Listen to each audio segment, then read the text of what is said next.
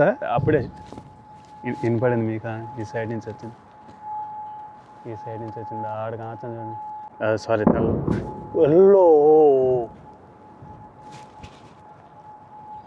బాబే ఎక్కడ పైన మన ఇండియా వాళ్ళు కోవిడ్లో పనిచేసుకోవచ్చే మన ఇండియా వాళ్ళు మన ఆంధ్ర వాళ్ళకి నేను చెప్తున్నాను మన మీద ఒక గీటు కూడా పాడదు ఎందుకంటే మన సిటిజన్స్కి ఏదన్నా జరుగుతుంది అంటే ఖచ్చితంగా మన ఇండియన్ గవర్నమెంట్ ఏం గాజులు దొరుకుని కూర్చోదు ఖచ్చితంగా యాక్షన్ తీసుకుంటుంది అదొకటి ఇంకొకటి ఈ ఇరాను ఖచ్చితంగా ఈ గల్ఫ్ కంట్రీస్ మీద యుద్ధానికి దిగుతుందంటే ఖచ్చితంగా ప్రతి ఒక్క కంట్రీకి వార్నింగ్ అయితే ఇస్తుంది ఇప్పుడు ఇజ్రాయెల్ పాలస్తీనాని సర్వనాశనం ఎట్ చేసింది దాని యుద్ధం అంటారు ఇప్పుడు రష్యా వచ్చి యుక్రెయిన్ ఎట్ సర్వనాశనం చేసిందే దాని యుద్ధం అంటారు ఈ యుద్ధాలు ఏంటి ఈ స్ట్రైక్స్ ఈ యుద్ధాలు అనుకోవాలని మీరు చెప్పినట్టు మన ఇండియాలో తల్లిదండ్రులు భయపడాలి అందరూ ప్యానిక్ అవ్వాలి అనేటట్టుగా ఉంటే ఒక 100 మంది 200 మంది ప్రాణాలు పోయింటే అప్పుడు ప్యానిక్ అవ్వాలి అప్పుడు యుద్ధం స్టార్ట్ అయినట్టు నిజమైన యుద్ధం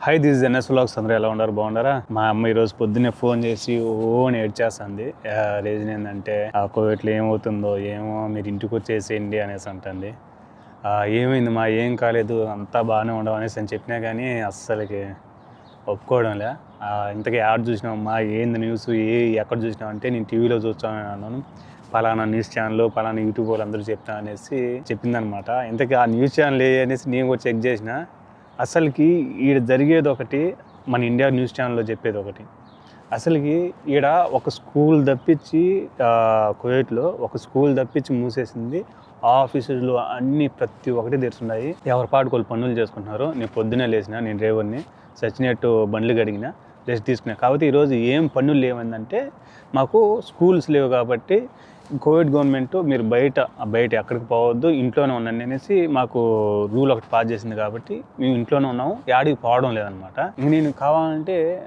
నేను బయటగా అక్కడ రోడ్లు చూపించాను నేను జమ్యా కాడికి కూడా పోతాను మీరు జనాలు చూడండి చాలా ప్రశాంతంగా రోడ్డు మీద అట్టా తిరుగుతాడు దానికి ముందు ఒక చిన్న విషయం మాట్లాడతాను అసలుకి చాలామందికి మా అమ్మకు కూడా చాలామందికి డౌట్ ఏంటంటే అసలుకి గల్ఫ్ కంట్రీస్ మీద ఇరాన్ ఎందుకు దాడి చేయాలా అసలు ఎందుకు దాడి చేయాల్సిన అవసరం ఏందనేసి చాలా మందికి ఒక డౌట్ ఉంటుంది అనమాట సింపుల్ అండి ఇంకా ఇరాను ఇద్దరు కలిసి ఇరాన్ మీద దాడి చేయడం మీకు తెలిసిందే అసలు వాళ్ళు దాడి ఎందుకు చేయాల్సి వచ్చిందంటే ఇరాన్ న్యూక్లియర్ వెపన్ అయితే తయారు చేస్తుంది 60% ఆల్మోస్ట్ అయిపోయింది అనమాట ఇంకా 30% కూడా అయిపోయింటే వాళ్ళకి పవర్ఫుల్ కంట్రీ అయిపోయిండు న్యూక్లియర్ పవర్ఫుల్ కంట్రీ అయిపోయిండు అది అమెరికాకి ఇజ్రాయెల్కి అసలు నచ్చదు ఎందుకంటే ఇరాన్ దగ్గర కానీ న్యూక్లియర్ వెపన్ కానీ వచ్చిందంటే ఇజ్రాయెల్కి ఎప్పటికైనా ప్రాబ్లమే సో ఆ న్యూక్లియర్ బేస్ అయితే అంటే వాళ్ళు అండర్ గ్రౌండ్లో న్యూక్లియర్ని చేర్చా ఉన్నాయి అనమాట దాన్ని అయితే అమెరికాతో సాయంతో మొత్తం కుప్పకూలు చేసినారు ఇజ్రాయెల్ అమెరికా ఏం చేసిందంటే ఇరాన్ ప్రెసిడెంట్ని అయితే చంపేసినారు ఇంకా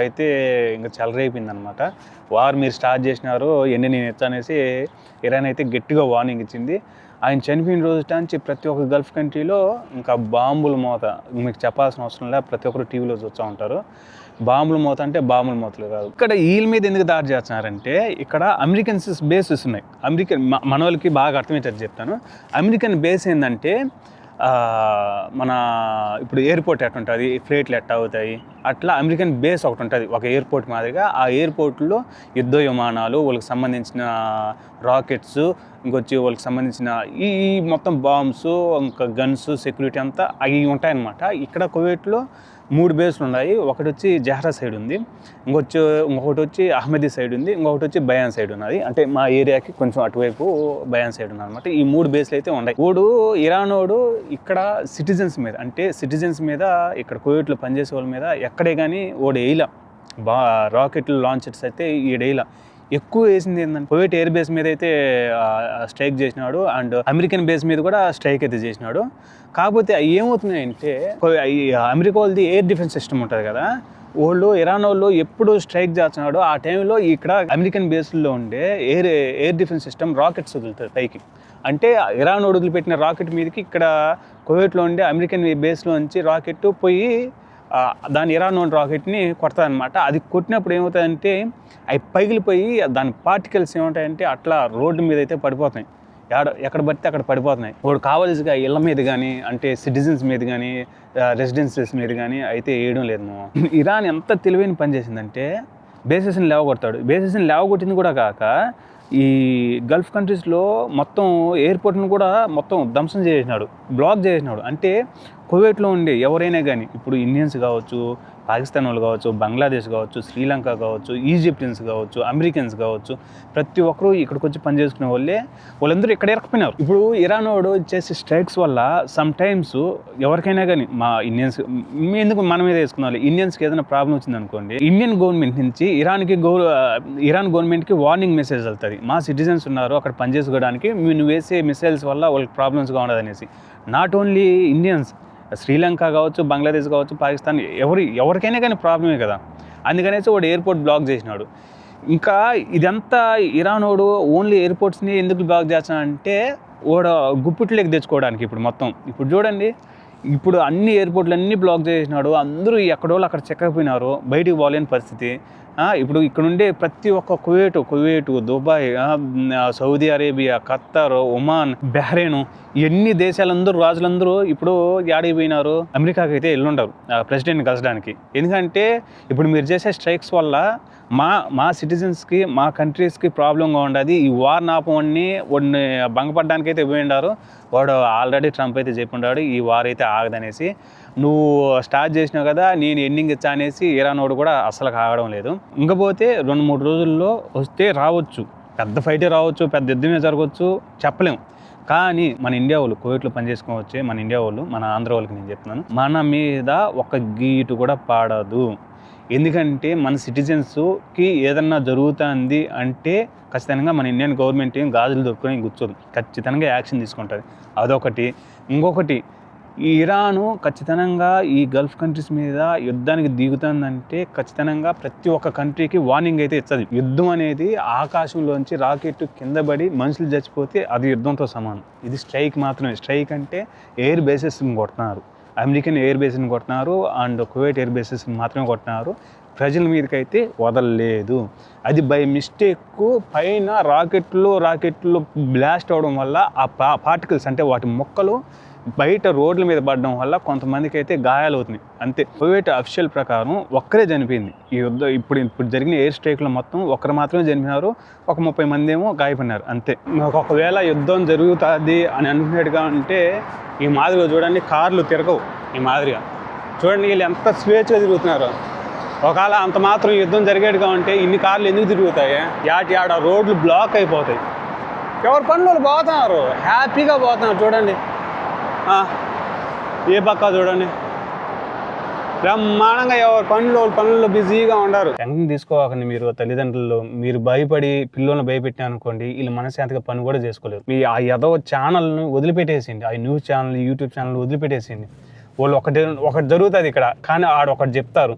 ఆడాడో ఒక మూల ఒక బాంబు పడి ఒక పొగ వచ్చిందనుకో, అది మొత్తం ఇంకా కువైట్ మొత్తం తగలబడిపోయినట్టుగా చెప్పేస్తారు. ఇంకా ఎన్ని రాకెట్లు ఇరానోడు కువైట్ గల్ఫ్ కంట్రీస్ మీదకి వేస్తానే కానీ ఇక్కడ అమెరికన్ ఎయిర్ డిఫెన్స్ సిస్టమ్ అనేది చాలా బాగున్నది, చాలా డిఫెన్స్ చేసుకుంటుంది అనమాట. కానీ 2-3 జాగాలు లేని అంతే చెప్పిన. ఒకటి Jahra area, 2 Khairan area, 3 Ahmad area, ఇంకొచ్చి 4 బయాన్ ఏరియా ఉన్నాయి. ఈ 4 వాళ్ళు అమెరికన్ ఎయిర్ బేసెస్ అయితే ఉన్నాయన్నమాట. ఇక్కడ కొంచెం భయంగా ఉండొచ్చు, ఎందుకంటే అక్కడ ఈ రాకెట్లు పోవడం కానీ పేలడం కానీ ఆ సౌండ్స్కి కొంచెం భయపడుతూ ఉంటారు అనమాట. అంటే ప్రాణ నష్టం ఇంతవరకు ఒక్కరు మాత్రమే చనిపోయినారు. ప్రాణ నష్టం అయితే ఇంతవరకు జరగలేదు. మీరు చెప్పినట్టు మన ఇండియాలో తల్లిదండ్రులు భయపడాలి, అందరూ ప్యానిక్ అవ్వాలి అనేటట్టుగా ఉంటే ఒక 100 మంది 200 మంది ప్రాణాలు పోయింటే అప్పుడు ప్యానిక్ అవ్వాలి, అప్పుడు యుద్ధం స్టార్ట్ అయినట్టు, నిజమైన యుద్ధం. ఇవన్నది మా ఎయిర్ స్ట్రైక్సా? యుద్ధం అంటే అనుభవం ఇవ్వాలి, ఆ పక్క నుంచి అనుభవం వేసుకుంటే ఒకరికొకరా, అది యుద్ధం అంటారు. ఇప్పుడు ఇజ్రాయెల్ పాలస్తీన్ సర్వనాశనం ఎట్ చేసింది, దాని యుద్ధం అంటారు. ఇప్పుడు రష్యా వచ్చి యుక్రెయిన్ ఎట్ సర్వనాశనం చేసింది, దాని యుద్ధం అంటారు. ఈ యుద్ధాలు ఏంటి? ఈ స్ట్రైక్సా? ఈ యుద్ధాలు అనుకోవాలని మీరు ఊరికే భయపడుతున్నారు. మీరు భయపడి మమ్మల్ని కూడా భయపెట్టేస్తున్నారు. ఈ వీడియో నిన్న చేద్దాం అనుకోకుండా గీడు మాకు ప్రెషర్ ఎక్కువ అయిపోయింది. ఏంటంటే ఇక్కడ రాకెట్లు పేలేటి కానీ లేకపోతే ఏదైనా కాలేటి కానీ ఏం చూపించొద్దు. కువైట్ గవర్నమెంట్ ముందుగానే స్ట్రిక్ట్గా యాక్షన్ తీసుకుంటుంది. ఎందుకంటే మీరు ఈ చూపించడం వల్ల జనాలు ఇంకా ఎక్కువ ప్యానిక్ అవుతున్నారు. ప్లీజ్ దయచేసి ఇలాంటి చూపించొద్దు అనేసి. అది నేను చెప్పేదంటే ఇండియాలో కూడా భయపడద్దు మామ. ఇండియాలో భయపడకుండా హ్యాపీగా మీరు పని చేసుకొని మా పనులు మమ్మల్ని చేసుకోనండి. Okay. Thank you so much. Siren మోగుతుంది అప్పుడే మళ్ళీ. నేను ఒక పక్క నుంచి ఇక్కడ మాట్లాడుతున్నా, అప్పుడే స్టార్ట్ అయిపోయింది ఇక్కడ. ఇంకేం మాట్లాడదాం, ఏం చెప్దాం, ఏదో చెప్దాం అనుకుంటా అప్పుడే వినపడింది మీకు. ఈ సైడ్ నుంచి వచ్చింది, ఆడ కాంచం చూడండి, ఈ కాడ నల్లగా కాంచం చూస్తున్నారా? సారీ, తెల్ల ఒల్లో బాబే, ఇక్కడ పైన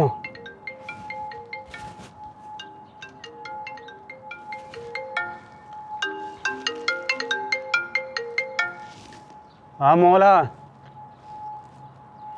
ఒరే స్వామి, అదో నా నెత్తి మీదే వెళ్ళినారా స్వామి.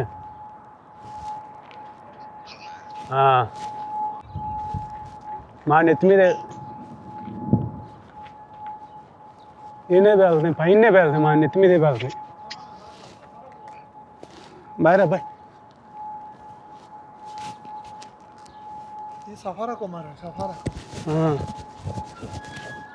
దేవుడా, ఏందిరా స్వామి ఇదే, మా నెత్తి మీద అదేమో, మా నెత్తి మీద ఏదో నడగా, మా నెత్తి మీదే వెళ్ళి. ఎయిర్ డిఫెన్స్ అయితే చాలా క్లియర్గా అడ్డుకునింది, కువైట్ ఎయిర్ డిఫెన్స్.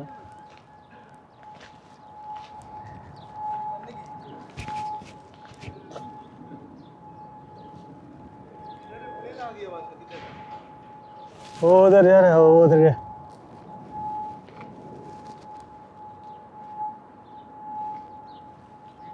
वो उधर एक ब्लास्ट हुआ।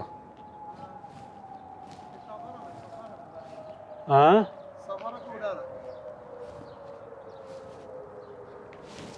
అమ్మా, ఏం చెప్తాను, నేను ఏదో చెప్దామని వచ్చినా.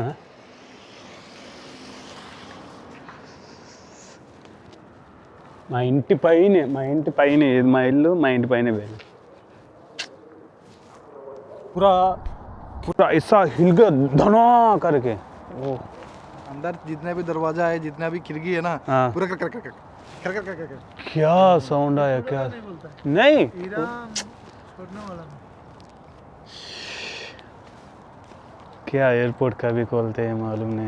అందరూ బయటకు వచ్చేసినారు చూడండి, భయపడి. చూసినారు కదా, ఇంక నేనేం చెప్పదలుచుకోలేకపోతున్నాను, నాకు నాట్లో నుంచి మాటలు రావడం లేదు. అదే చూసినారు కదా, కువైట్ వాళ్ళు ఎయిర్ డిఫెన్స్ సిస్టమ్ ఎంత బాగా అదే ఐ మీన్ అడ్డుకుంటుందో వాళ్ళు, ఇరాన్ వాళ్ళు వేసిన రాకెట్లు. మాకేం కాల, మేము హ్యాపీగా ఉన్నాం. ఓకే, అంత ఏదైనా ప్రాబ్లం ఉండేట్టుగా ఉంటే ఇండియన్ గవర్నమెంట్ ఉన్నది, ఏదో ఒకటి డిసిషన్ తీసుకుంటుంది.